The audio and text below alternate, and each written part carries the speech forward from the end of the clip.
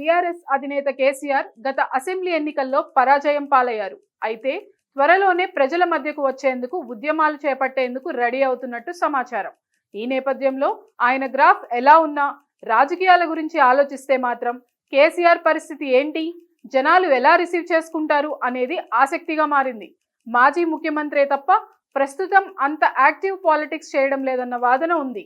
వచ్చే ఎన్నికల్లో విజయం కోసం తప్పిస్తున్న కేసీఆర్ ఇదే సమయంలో ఆయన జనాల్లోకి వస్తే ఏ మేరకు సింపతి గెయిన్ చేస్తారన్న చర్చ జరుగుతోంది.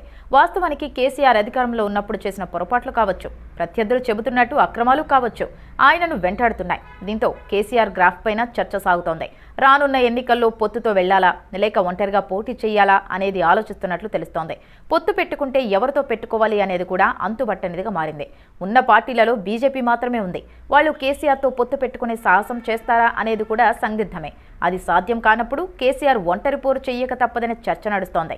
మరోవైపు కేసీఆర్ సైతం క్యాడర్లో ఉత్సాహం నింపేందుకు త్వరలో మంచి రోజులు వస్తాయని చెబుతుండగా, కేటీఆర్ సైతం వచ్చే ఎన్నికల్లో విజయం మనదేనని ప్రకటిస్తున్నారు. కానీ వాళ్ళిద్దరూ చెబుతున్నట్టుగా పరిస్థితి లేదన్న చర్చ మరోవైపు బీఆర్ఎస్లోనే జరుగుతుండడం విశేషం.